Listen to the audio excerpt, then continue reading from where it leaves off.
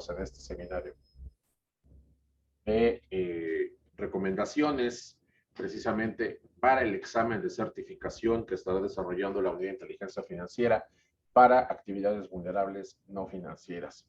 Bienvenidos a este webinar de Russell Bedford México. Voy a tener el gusto de compartir con Sandra Romero, quien es nuestra gerente de prevención de lavado de dinero, y entre los dos pues estaremos llevando esta sesión. Bien, hola Sandra, ¿cómo estás? Excelente. Hola David, día. Muy bien, gracias. Qué bueno, un gusto saludarte, saludar a los amigos y bueno, pues comentarles que a partir del 1 de septiembre la firma de Russell Bedford tuvo bien el acogernos para el desarrollo profesional de la consultoría y estamos desarrollándonos ya en esta firma, en esta red de origen británico y estamos en el tema, en el área de prevención del lavado de dinero, el tema de cumplimiento normativo y regulación y desarrollo digital, además de la consultoría empresarial. Entonces aquí nos vamos a estar viendo, espero que seguido. Y bueno, pues qué mejor que aprender todos juntos y compartir estos temas. Hemos desarrollado una presentación con algunos bullets para tener una guía sobre la charla, porque en realidad es más una charla de amigos. No sé si me pudieras ayudar, Sandra, a ponerla, por favor. En un momento, David. Te lo comparto. Muchísimas gracias.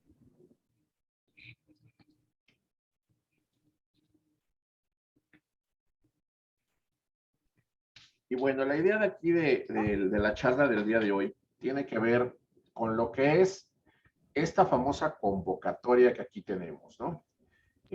Como ustedes saben, pues obviamente la prevención del lavado de activos o la prevención del lavado de dinero se ha especializado cada vez más y más y más. De los temas que originalmente eran financieros, con estas evaluaciones mutuas, estas evaluaciones conjuntas que el Grupo de Acción Financiera Internacional, GAFI, realiza, pues normalmente en México nos va bastante bien en el sector financiero. Pero hemos tenido, pues por ahí la verdad es que algunas áreas de oportunidad y de mejora en lo que se le conoce como actividades vulnerables no financieras designadas, las famosas actividades no vulnerables, que en nuestra ley las tenemos contempladas en las 16 fracciones del artículo 17 de nuestra ley antilavado, ¿no? Nuestra ley PIORPI. Derivado de eso, pues se tiene que poner más énfasis, más empeño, más diligencia, un término muy de nosotros los que estamos en este tema, ¿no? La debida diligencia, para finalmente perfeccionar el tema de combate a operaciones con recursos de procedencia ilícita, la famosa ORPI, ¿sí?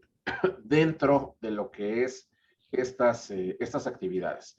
Por ello, se empezó a trabajar un examen por parte de la Unidad de Inteligencia Financiera que fuera específicamente para poder coadyuvar, para poder perfeccionar el registro principalmente de las personas que desarrollan cierto tipo de actividades. Y por ello, pues el 6 de agosto de 2021 sale publicado en el Diario Oficial de la Federación esta famosa convocatoria, ¿no? Para certificación en materia de prevención de operaciones con recursos de procedencia ilícita, dirigida a las personas que realizan actividades vulnerables y las responsables encargadas de cumplimiento de las obligaciones de esta nuestra ley antilavado, nuestra ley PIORPI, ¿no? Que es esta ley federal para prevención e identificación de operaciones con recursos de procedencia ilícita. Entonces, con este antecedente, pues vamos a ver, tenemos básicamente 3 bullets aquí que desarrollamos Sandra y yo. Vamos a hablar del procedimiento, que hay algunas dudas ahí con respecto a dónde le pico y me mandan acuse y si lo hice bien, oye, si un papel lo subí mal, está la parte del temario como tal y lo que podría ser el desarrollo del examen. Les invito a que nos manden sus preguntas y respuestas con ello. Ahora bien, me dice Javier López que la primera certificación de la PIORPI fue emitida por el Instituto con el aval de Ceneval. Sí, sin embargo, se consideró que no fue emitida por una autoridad de la materia y eso es lo que se ha considerado en medios. El Ceneval ciertamente es una entidad educativa, se hizo con el IMCP, mi querida amiga Silvia Matus trabajó mucho en ese proyecto. Sin embargo, no es una entidad que se dedique propiamente a lo que es la prevención del lavado de dinero. Como sería en el sector financiero la Vicepresidencia de Supervisión de Procesos Preventivos, la Unidad de Inteligencia Financiera o en su caso el Servicio de Administración Tributaria con la Administración Central precisamente de actividades vulnerables no financieras. Por eso se considera que esta es la primera realmente oficial realizada por el gobierno, que esa es una de las cuestiones importantes. Y hay que aclarar que también es en coadyuvancia con ANUYES, la Asociación Nacional de Universidades e Instituciones de Educación Superior. Bien, ahora, vamos a irnos a la siguiente lámina, por favor. Aquí hay algunos temas generales. A ver, y aquí me han preguntado mucho de repente, antes de entrar propiamente a lo que es el proceso y el temario y demás. A ver, David, ¿qué nos recomiendas para el examen? Y una de las partes fundamentales que hemos vivido, los que alguna vez hemos hecho algunos exámenes, no nada más de PLD, sino en general, es que cada quien tiene un método de estudio. Por ejemplo, a mí me gusta estudiar con ruido, ¿vale? Y cuando digo ruido es porque dicen que lo que yo oigo no es música, porque a mí me gusta el heavy metal, me gusta el rock pesado. Entonces, de repente, cuando yo tengo que estudiar, pongo mi música, digo, estoy oyendo de verdad a Red Hot Chili Peppers, a Metallica, Pantera, y los tengo como de fondo. Pero eso fue de siempre, desde bachillerato. Hay gente que es al revés, no sé, por ejemplo, Sandra, como estudia, a lo mejor es de las que les gusta estudiar en silencio, así, que no haya ruido, concentrada. Hay gente que pone música clásica, en fin, o sea, a lo que quiero llegar es, cada quien tiene que ver que tiene una metodología de estudio, ¿sale? Y tenemos que adaptarnos a nuestra propia metodología que ya sabemos que existe, ¿sí? ¿Tú cómo estudias normalmente, Sandra? A mí sí me gusta estudiar en silencio. Ah, Estar miren, como en todo lo blanco. contrario. Exacto. Porque si no, no me concentro. Ahí está. Entonces, cada quien tiene que hacerlo con su metodología. Hay gente que tiene que estudiar en una mesa con pluma y cuaderno, va tomando notas. Habemos otros, por ejemplo, a mí me encanta leer. Voy leyendo 5 o 6 veces a lo mejor lo mismo y voy trabajando y tengo buena memoria. O sea, ¿a qué es a lo que voy? Primera recomendación, adáptense a lo que siempre les ha servido. Porque ustedes van a ver metodologías que te dicen, no, estudia por webinar, no, cómprate un libro y léelo, no, haz resúmenes. Cada quien adáptese a la metodología que quiere, a la que ya le ha funcionado y le ha servido. ¿Sí? Dos, identifiquen temas por nivel de dificultad. Va a haber gente que le cuesta, hay gente que le cuesta muchísimo trabajo memorizar cosas. Y hay gente que le cuesta mucho trabajo entender cosas, que es diferente. Por eso se liga con el que viene abajo, memoria contra comprensión. Yo lo que les puedo decir en mi experiencia es que este examen trae las dos. No sé si estés de acuerdo, Sandy. Sí, así es. Trae memorización en caso de organismos internacionales y temas de comprensión en temas de tipologías, enfoque basado en riesgo, etcétera. También las recomendaciones de Gafi, por ejemplo. Exacto. Ahí es una mezcla bien interesante, porque a ver, David, ¿me tengo que aprender las 40 recomendaciones? Pues de entrada tienes que conocerlas, todas. El gran tema es que realmente muchas se vinculan una con otra. Entonces, si yo te dijera, oye, ¿cuál es, por ejemplo, la de actividades vulnerables? No nada más hay una. Entonces, ¿a qué es a lo que voy? Tienes que memorizar las 40, al menos de qué trata cada una, y luego comprender cómo se relaciona una con la otra. Entonces, es a lo que voy. Ojo, el examen no es de memoria, pero tampoco es de comprensión. Ciertos temas hay que entenderlos y otros hay que comprenderlos. Por ejemplo, un tema tan sencillo como las etapas del lavado de activos, esas famosas 3 etapas, ¿sí? Pues me tengo que aprender los nombres, que es memoria, pero tengo que entender qué es cada una, ¿no? Cuando coloco, cuando estoy dispersando, cuando estoy integrando, cuando estoy estratificando, es diferente. Ahora, descansen. Si a lo mejor ustedes son de los que se meten en unas sesiones brutales de 4 o 5 horas, descansen. Recuerden que el cerebro necesita también asimilar lo que vamos aprendiendo, ¿sí? A mí me funciona mucho hacer sesiones de 40 a 50 minutos a lo más, levantarme, ir por agua, platicar con alguien, contestar un mail, inclusive tener un jueguito en el teléfono y juegas tantito, te despejas y otra vez te concentras. Le das oportunidad a tu cerebro de procesar la información y no sobresaturarla. El enfoque práctico. Aquí Sandra es una experta en el tema de enfoque práctico y les voy a explicar por qué. Sandra está certificada por la Comisión Nacional Bancaria y de Valores en este examen que es muy complicado de pasar, de aprobar. Y el enfoque práctico es bien interesante, porque muchas de las preguntas que te hacen tienen que ver con cómo asimilaste tú el concepto de la norma y cómo se trabaja. Es decir, como ella dijo, es un tema de comprensión, sobre todo los temas, por ejemplo, de enfoque basado en riesgo. Y obviamente aquí en el temario vienen actividades vulnerables, y no es una, son 16. Y es más, déjame decirte que en la vida real para mí ni siquiera son 16, porque luego dentro de las fracciones vienen 2 o vienen 3 o vienen más. Entonces, en realidad son un montón. Entonces, el enfoque práctico creo que aquí es muy importante. ¿Tú qué opinas de esto, Sandra? Así es, debemos analizar en primera instancia las 17 actividades vulnerables que están contempladas dentro de, las 16, perdón, dentro del artículo 17, saber en qué momento en cada una de ellas podemos identificar algún tema en cuestiones de coadyuvar el delito de lavado de dinero, y sí es muy importante saber algunos temas o tipologías en cada una de ellas para que en caso de las personas que se dedican, las personas físicas que se dedican a actividades vulnerables o en su caso los encargados responsables de cumplimiento, pues tengan la debida diligencia, tengan los elementos mínimos necesarios para poder prevenir algún delito de lavado de dinero y en su caso ahorita ya que te vamos a tener el tema de financiamiento al terrorismo. Sí, es muy importante esta cuestión.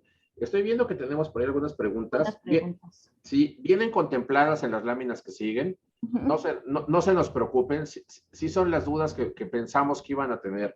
Entonces sí vienen algunas. Lo que yo les decía también es que la evaluación por tema para mí es importante. Es decir, cuando termines tu día de estudio, tu sesión de estudio, tu círculo de estudio, lo que tú vayas a hacer, es importante que tú mismo te preguntes, después de un tiempo, o sea, no sé, unas 2 horas después o al día siguiente, voy a ver cuáles eran, voy a inventar, ¿cuáles eran las 16 fracciones? A ver, la 1 es esta, la 2 es esta, la 5 es esta es esta, la 16 pues son criptoactivos, etcétera. Y te vas dando cuenta que sí se te quedó. Ahora, un tema también que a mí me sirvió mucho son las mnemotecnias, si me acuerdo bien es el nombre técnico, que es aprenderte las primeras siglas de algunas cosas. Por ejemplo, ORPI. Ah, pues operaciones con recurso de procedencia ilícita. Ah, perfecto. No hay problema, ¿no? Actividad vulnerable no financiera designada. A, B, N, F, D. Ok. Y un poquito sirve para que tú precisamente vayas trabajando. Oye, elementos de etapas del PLA, del proceso de lavado de activos. Ah, pues coloco, estratifico y integro. SEI. Ah, pues ahí voy. Entonces, eso de repente sirve para la gente que le cuesta un poquito más de trabajo el memorizar, aprenderte las iniciales y de ella de luego te acuerdas qué significa cada una. Eso háganlo después en una evaluación por tema. Pues podemos ir a la que sigue, Sandy, por favor. Claro. Ahora sí vamos a ver. Módulos, que esa es una parte ahí interesante, ¿no? Primero, ¿qué módulos son los genéricos o los que conceptualmente tenemos que trabajar? Bueno, primero conceptos generales. Es decir, pues mis organismos internacionales, Egmont, Basilea, Gafi, Gafilat, etcétera. Tenemos que entender qué son, para qué sirven, qué hace cada uno, que eso es bien importante, ¿sí? Y sobre todo, cómo trabaja principalmente Gafi. Porque viene el tema de las evaluaciones mutuas, las recomendaciones, ¿sí? De ahí también tenemos que entender qué es un enfoque basado en riesgo. Que de repente el enfoque, yo digo que este es engañoso, no sé qué opinas tú, Sandra, pero el enfoque basado en riesgo es de repente como muy fácil, ¿no? Dices, ah, pues es hacer un estudio de los riesgos que tiene la entidad de acuerdo pues a su operación, a su objeto social inclusive hasta temas geográficos que también inciden, y entonces ver cuál es mi riesgo inherente y ver qué acciones voy a implementar para entonces tener un riesgo residual lo más pequeñito. Eso está fácil, ahora hazlo. Exacto. Ese es el tema interesante del examen, ¿no? Cuando ya te dicen, bueno, a ver, ¿y cómo? Ahí creo que es importante ese tema.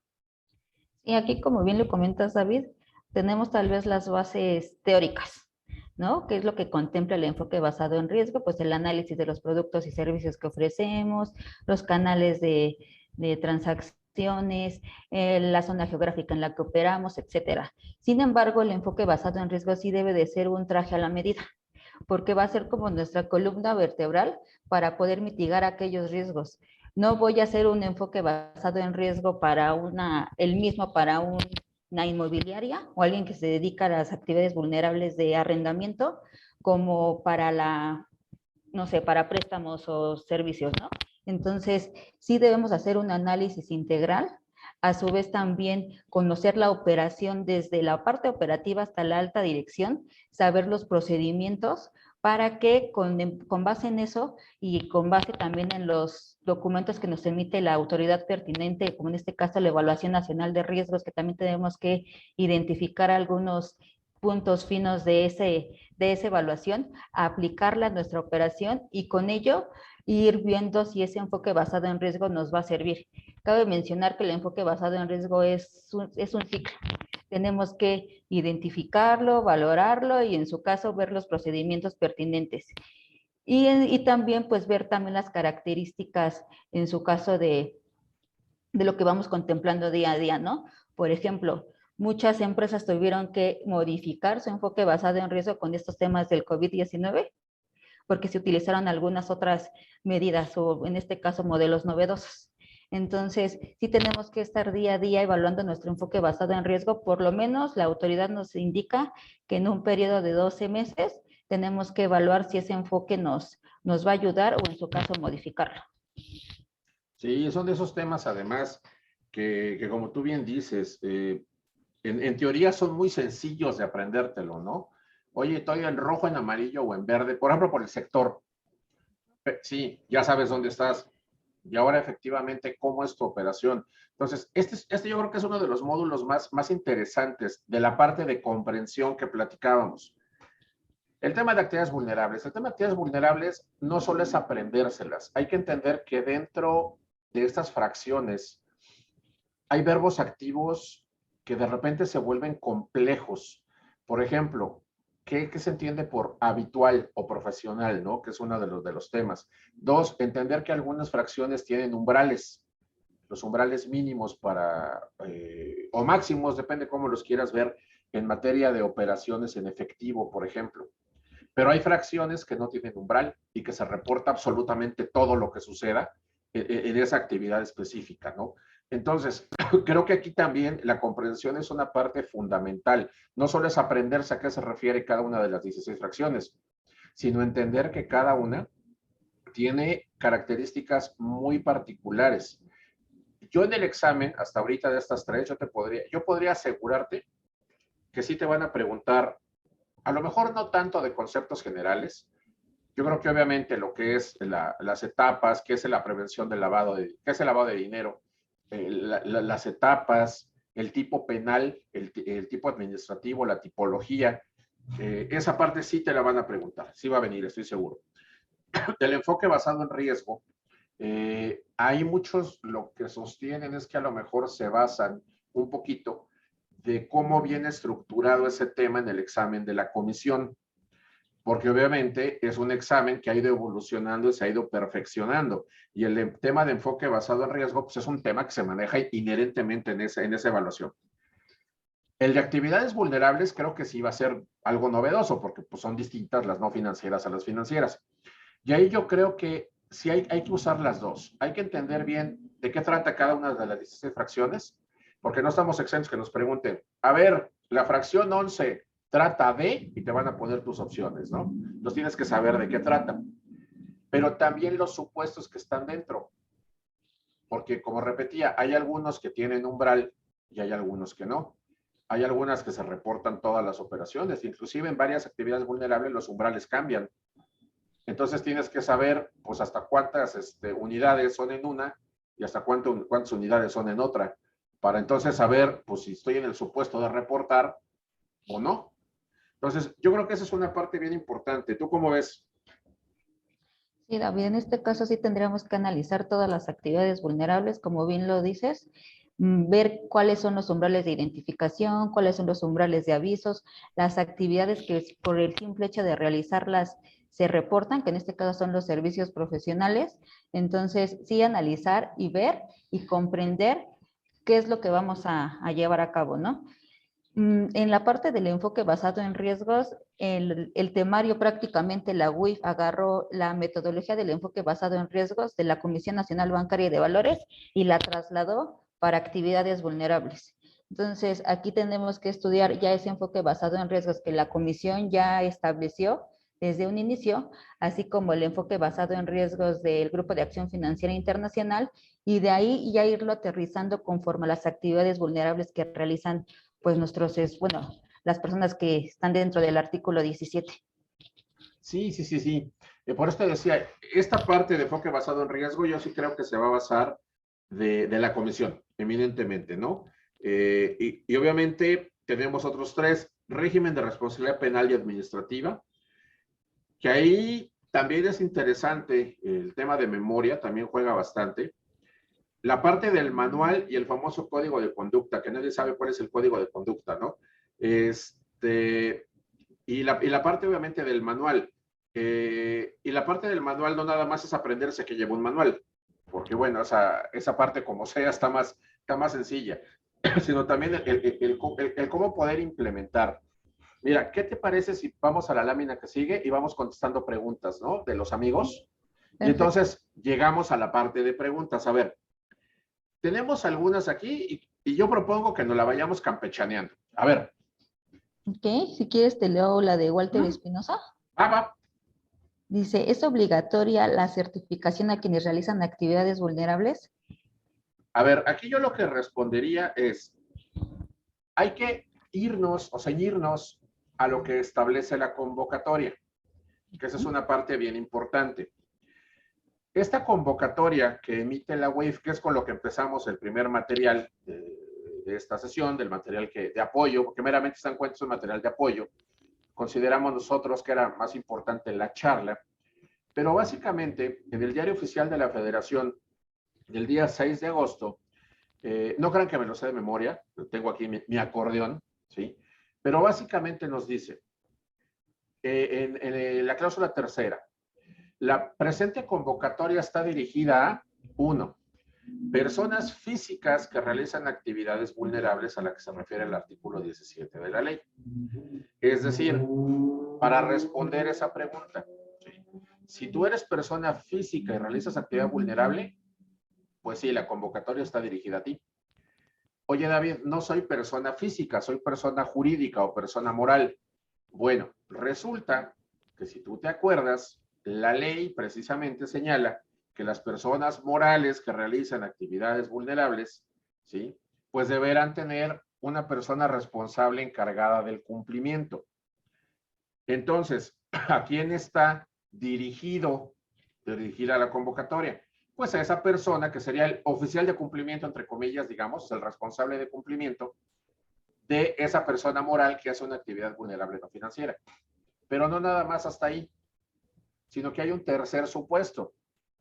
Y ese tercer supuesto precisamente nos dice, ¿sí?, que aquella persona que cumpla con lo establecido en la convocatoria, o sea, básicamente cualquier persona que cumpla con los requisitos, seas o no actividad vulnerable, ¿sí?, puedes certificar, ¿sí? Ahora, acá yo tengo una pregunta de las que pusimos nosotros. ¿El examen de la UIF será similar al de la comisión? No sé qué opinen ustedes. Yo digo que sí. O sea, yo creo que sí. No sé tú qué opines, Sandra. No, de hecho sí va a venir muy parecido. Vienen generalidades, como bien lo comentas, en temas de organismos internacionales, conceptos de lavado de dinero, la Convención de Viena, Mérida, Palermo, que fue lo mismo que emitió la Comisión en los primeros exámenes y lo siguen emitiendo. Entre esos, como la base fundamental para todos los que estudiamos temas de prevención de lavado de dinero, ¿no? Viene la parte normativa, que ahí viene contemplado dentro del temario de la Unidad de Inteligencia Financiera, leyes y regulaciones financieras. No sé bien cómo lo vayan a aterrizar, si vayan a preguntar cosas muy específicas también de las 18 entidades financieras que tenemos dentro del sistema financiero mexicano. Entonces, pero a su vez también viene la parte de el entendimiento de la ley antilavado, la ley LFPORPI, las reglas de carácter general y en su caso el reglamento. Y ahí sí ya viene como establecido algunas cosas o parámetros en el cual pues vamos a tener que entender las actividades vulnerables como tal, la atribución de la Unidad de Inteligencia Financiera y la Secretaría de Administración Tributaria, la parte de la responsabilidad penal de las personas jurídicas y en su caso algunas leyes de extinción de dominio. Entonces, esto no viene, bueno, más bien aquí en la parte de la Comisión Nacional Bancaria de Valores no está contemplada la responsabilidad penal de las personas jurídicas ni tampoco la ley de extinción de dominio, que es algo como nuevo que va a tener aquí este tipo de examen. Sí, es bien importante ver que sí se toma, yo diría que en más de la mitad probablemente. Ojo, lo que estamos diciendo es una suposición, porque nadie ha hecho el examen, es la primera vez que se va a hacer, pero suponemos por los temas, suponemos por la bibliografía, por la experiencia, que en una muy buena parte se van a basar de la metodología y de los contenidos, porque además, comparando los temarios, hay temas que son muy similares, ¿no? Tenemos por aquí algunas otras. Nos dicen, oye, podemos consultar leyes y regulaciones. Pues yo te diría que las puedes consultar antes del examen. Cuando ya estás sentado frente a los reactivos, no hay posibilidad de decir, oiga, voy a sacar mi ley, pues para ver en qué artículo es, ¿no? O sea, ahí ya no hay cómo. O sea, no es un examen que te permita tener materiales de apoyo, que eso es importante, ¿no? Ahora, ya contestamos también aquí. Vamos a ir viendo porque hay varias que se refieren a lo mismo, ¿no?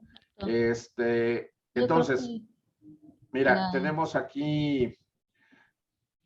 La de Eduardo ya la contestamos, referente al encargado responsable de cumplimiento. Mira, esta que nos dicen de las solicitudes del examen.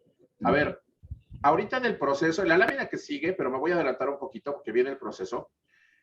Ojo, en la convocatoria se señala que 15 días después de haber cerrado la fecha del examen, o sea, se cierra el 17 la convocatoria, o para decirlo, tienes hasta el 17 para subir tus documentos, tu pago, etcétera, que ahorita lo vamos a platicar. Pero ahí se señala que 15 días después de cerrada la convocatoria, la UIF, a las personas que por alguna razón no cumplieron adecuadamente con alguno de los requisitos.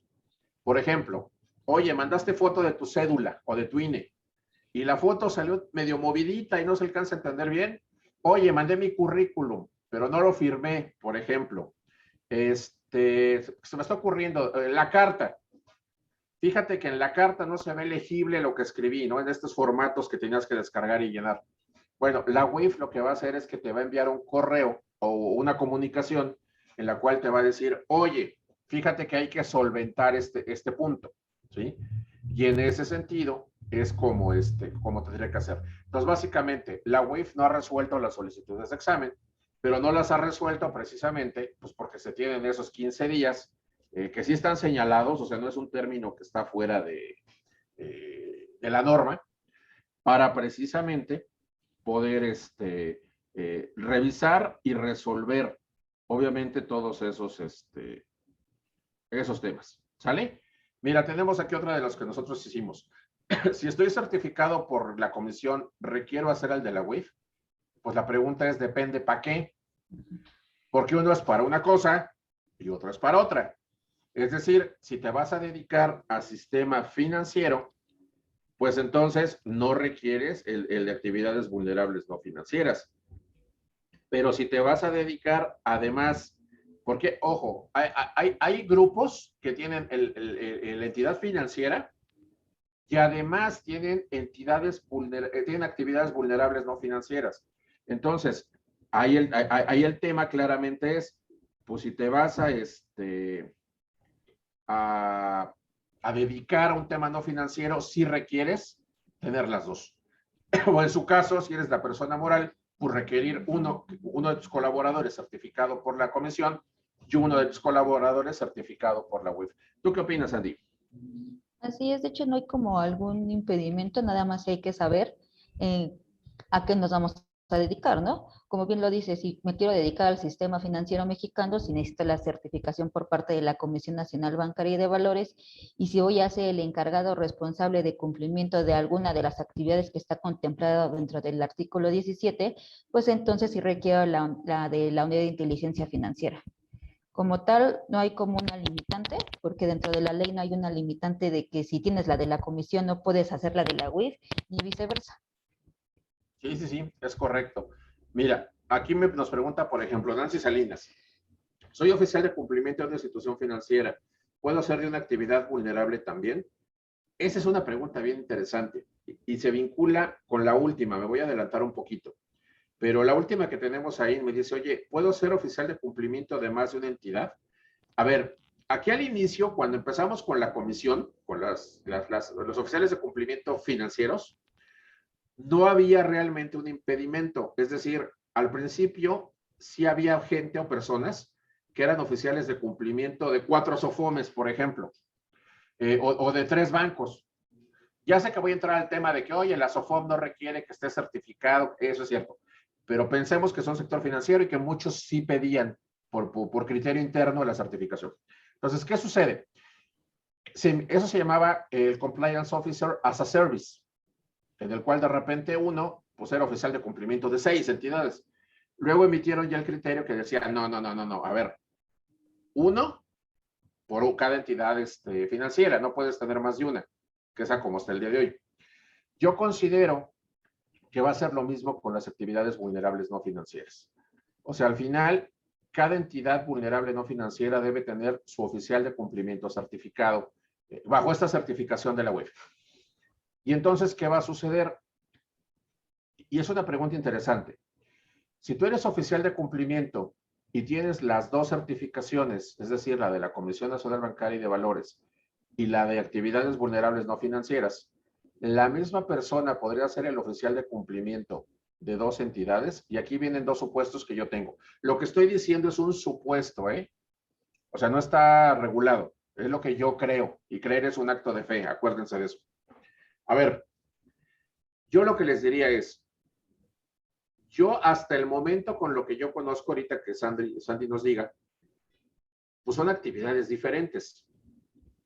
Pero una cuestión bien importante es ver si esas actividades diferentes están relacionadas, vinculadas.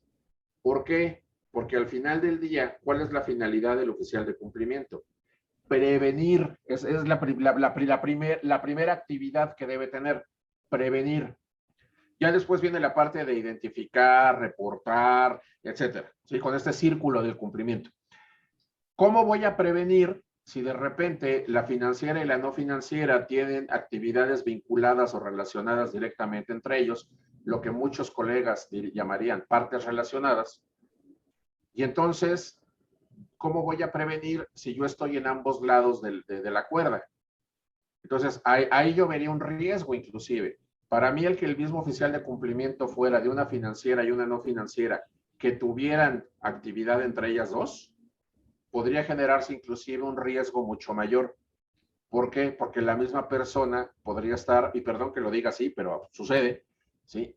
Podría estar descuidando por ignorancia o por una forma inclusive intencional o por desconocimiento los controles, y se podría generar verdaderamente un gran problema dentro de esa cuestión. ¿Tú qué opinas, Sandra? Así es, David, yo concuerdo contigo. En este caso, yo sí considero que debe haber una persona encargada o un oficial de cumplimiento para cada entidad para que no se lleguen a vulnerar los controles. Si bien sabemos que luego las operaciones pueden crecer de manera exponencial y para el oficial de cumplimiento de 2 o 3 entidades no va a ser suficiente para poder mitigar todos los riesgos a los cuales podemos estar sujetos o puedan estar sujetos las compañías. Sí, es correcto. Ahora, tenemos aquí, por ejemplo, otra de las que hicimos nosotros. A ver, A si ver. soy, por aquí nos dice de las que pusimos, oye, como oficial de cumplimiento de una entidad vulnerable no financiera, ¿puedo asesorar a más de una entidad? Pues según yo, al final van a decir que no, que va a ser uno contra uno, ¿no? Entonces, tengo por aquí algunas y nos dice que, por ejemplo, que si hay limitantes para hacer la certificación en cuanto a grado de estudio. Todo eso viene en la convocatoria, que esa es una parte. ¿Y por qué no nos vamos a esos temas? Mira, si quieres cambiemos de lámina, Sandy, porfa. Ahí está. Ahí terminamos. Vamos a dejar de usar la presentación y les voy a ir explicando. Dejemos esa para que cualquier duda que tengan nos puedan escribir y nos puedan buscar. Y les voy comentando. A ver, ¿qué es lo que sucede ya en la práctica? En la práctica tú te metes a la página de la UIF. En la parte de abajo vas a ver que dice Unidad de Inteligencia Financiera, certificación de examen. Ahí te va a pedir que generes un usuario y una contraseña. Te va a llegar un correo electrónico a tu correo que registraste. Te va a pedir, a ver, el dato más importante, en mi opinión, es la CURP. Te va a pedir tu CURP, porque esa es la forma en la que te van a identificar, ¿ok? Entonces colocas tu CURP, colocas tu RFC y te va a llegar un correo para que confirmes que sí solicitaste tú ese registro. Y una vez que le des confirmar, puedes acceder al menú. En el menú viene para el registro, digamos que vienen dos secciones. Una sección que es la de formatos y una sección que es la de cargar documentos. ¿Qué es lo que te piden? Lo que te piden es que imprimas 3 formatos que vienen ahí. Los imprimes, le pones la fecha, le pones tu nombre, le pones tu firma y los escaneas, ¿sí? Además, pues vas a necesitar ahí tener escaneado, ojo, no en formato de foto, porque eso es importante. Muchos me han dicho, David no me acepta el archivo. Y cuando les preguntamos, lo que quieren subir es una foto. No es una foto. Yo digo, en el caso de la experiencia es, en PDF funciona perfecto. ¿Vale? Entonces, conviertan los archivos a PDF. Subes copia de tu identificación. ¿Sí? La misma guía de la UIF te va indicando qué identificaciones, tu pasaporte o tu INE, por ejemplo. Oye, David, soy extranjero. También los extranjeros pueden. El documento migratorio que te acredita. Subes un comprobante de estudios, puede ser tu cédula profesional, por ejemplo. El currículum, que debe cumplir con ciertos requisitos que vienen señalados. Debe tener tus datos de identificación, una foto, la experiencia laboral, al menos la última y la más reciente, debe tener tus estudios, la experiencia que tienes en materia de prevención de lavado de activos y financiamiento al terrorismo. Entonces, todo eso, bueno, también viene la extensión, porque, oye, tengo un currículum de 15 hojas, no te lo van a aceptar. O sea, viene también la extensión. Ese lo firmas y lo subes precisamente a PDF, ¿no? Lo conviertes al PDF. David, el rollo del pago, que ese también nos lo preguntan mucho. A ver, lo que tienes que hacer es, el pago no es con la UIF, el pago es con Anuyes. Ahí lo que tienes que hacer es, te metes a un portal que es de Anuyes, generas tu hojita de apoyo de pago, ¿sí?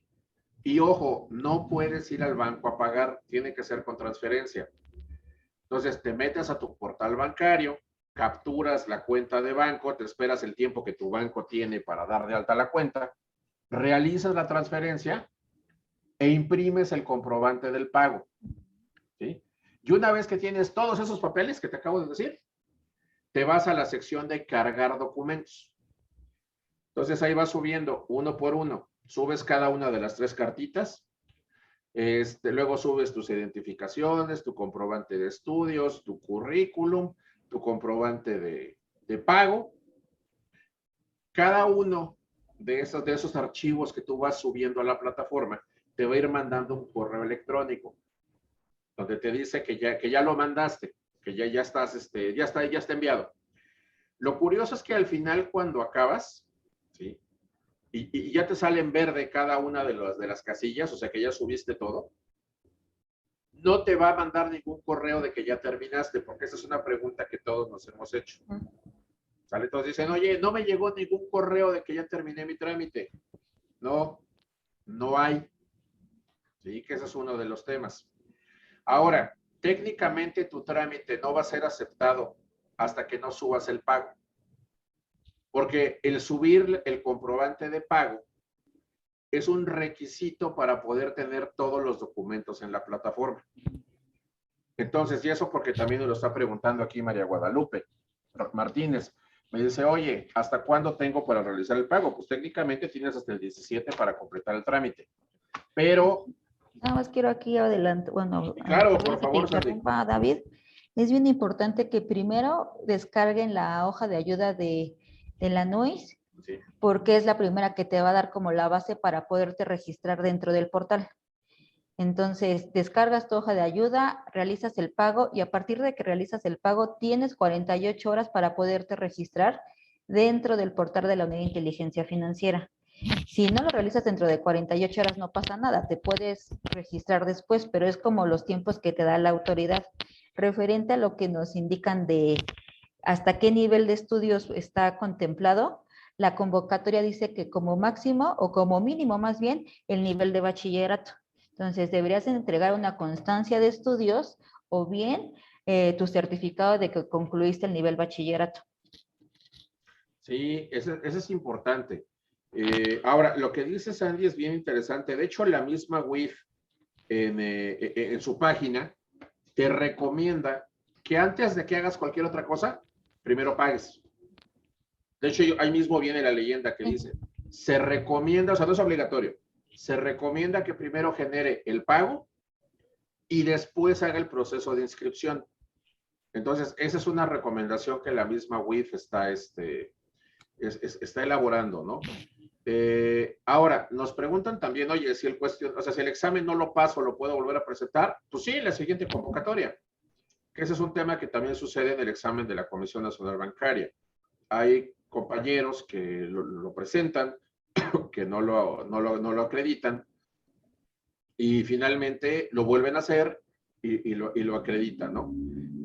Ana Karen Huerta nos pregunta de estos temas, que si en el comprobante de pago en el instructivo menciona que adjuntemos el comprobante de la transferencia y la de los movimientos, pero que al cargar el archivo subes uno. Yo lo que sé es que solamente te deja cargar uno y en realidad lo que se ha hecho es que se carga donde viene el acuse que el banco te da, donde dice a quién le pagaste, cuánto pagaste, el concepto, ojo, bien importante, concepto es su CURP.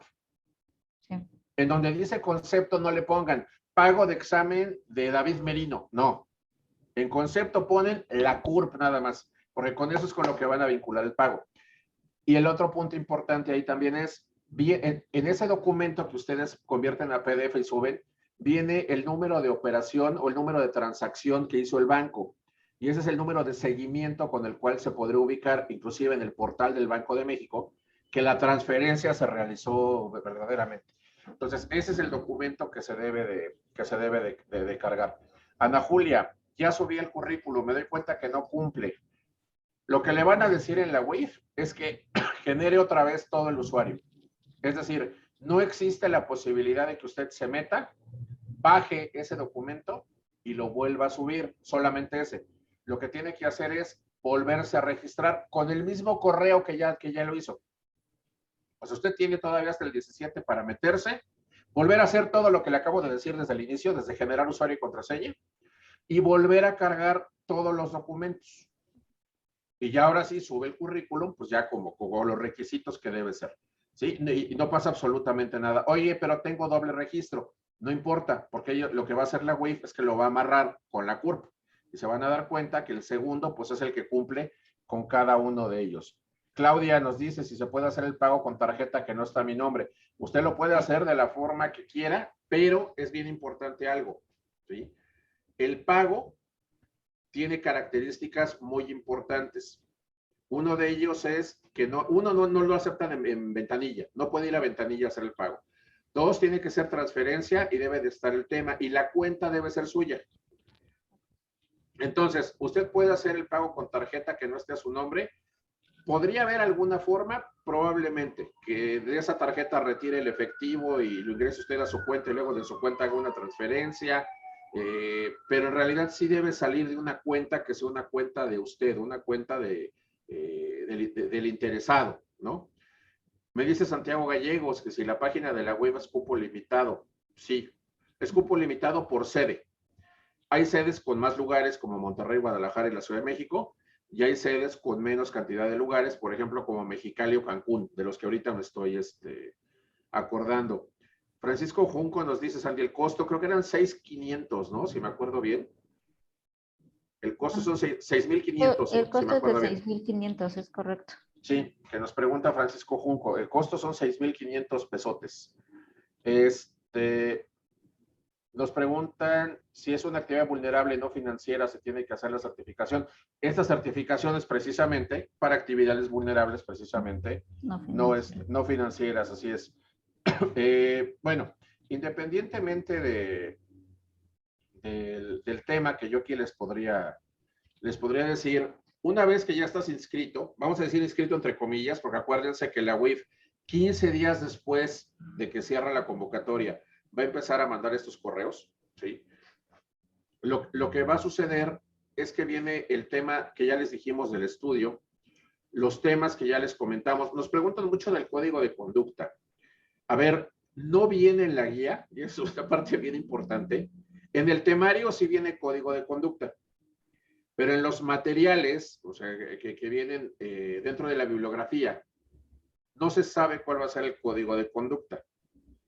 Aquí, pues obviamente las personas se han ido a códigos de conducta de asociaciones, me refiero a asociaciones empresariales, por ejemplo, cámaras. Se han ido a asociaciones profesionales, ¿no? Como colegios de abogados, de contadores, etcétera. Pero recuerden que también hay códigos de conducta que ha realizado la ONU en materia anticorrupción también, a través del grupo de trabajo empresarial. Entonces, uno de los puntos aquí importantes es estudiar, obviamente, el tema del código de conducta. No sé si tengas algún comentario ahí, Sandy. En este caso, sí vamos a tener que estudiar, o van a los que vamos a presentar el examen, el código de conducta de la ONU. Aquí también tengo otra pregunta que nos indican que cuánto tiempo va a durar la certificación. La certificación la hicieron igual que la Comisión Nacional Bancaria y de Valores y va a tener una vigencia de 5 años. 5. Sí. Entonces, ya después yo creo que la Unidad de Inteligencia y la Secretaría de Administración Tributaria sacará las bases para la recertificación de aquellos que se logren pasar el examen. Y no sé si tenemos aquí otra pregunta. Sí, perdón, dime, Sandy. Hay una pregunta aquí que me gustaría que contestaras, David, referente.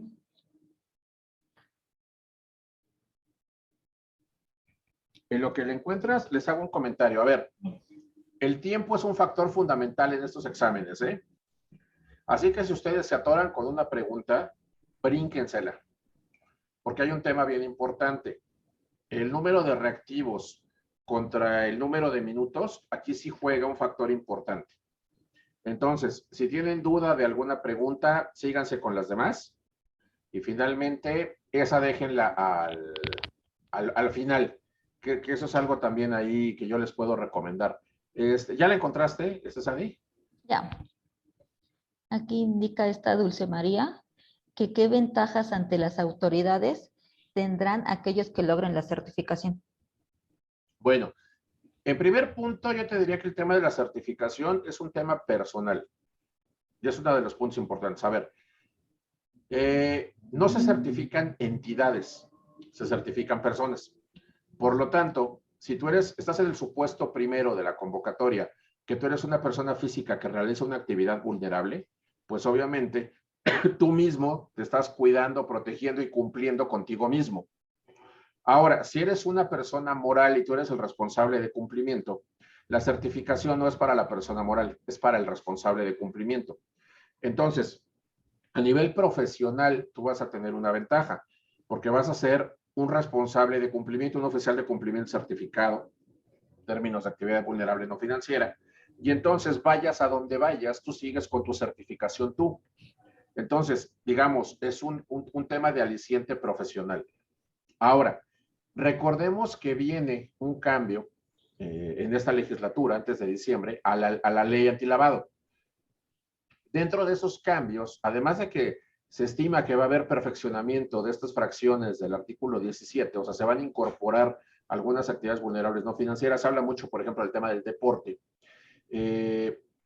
Y se van a, o sea, se van a incorporar nuevas y se van a perfeccionar algunas. Por ejemplo, el inmobiliario. Va a venir una definición de qué se entiende por desarrollo inmobiliario, etcétera. Entonces, ¿a qué es a lo que voy? Ventaja que vas a tener es que vas a estar cumpliendo estrictamente con la legislación, como quedaría ahora con la reforma, es decir, serías una persona que estaría haciendo sus reportes que tendría una persona ya certificada. Entonces, esos son básicamente los cumplimientos. De lo contrario, y si la ley queda modificada como se ha propuesto, en el cual las personas que realizan actividades vulnerables no financieras necesitan tener esta persona certificada, pues finalmente tú ya lo tienes. Esa es una de las grandes ventajas, ¿no?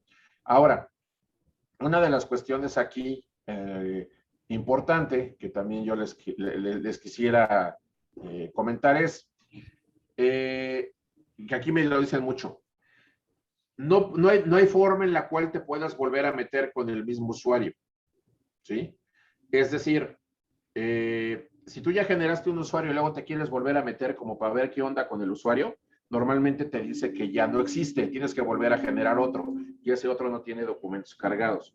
Lo que yo les podría comentar es que finalmente sí podrían ustedes buscar por correo electrónico ayuda, vamos a llamarlo así, ¿sí? A efecto de poder, de que le respondan.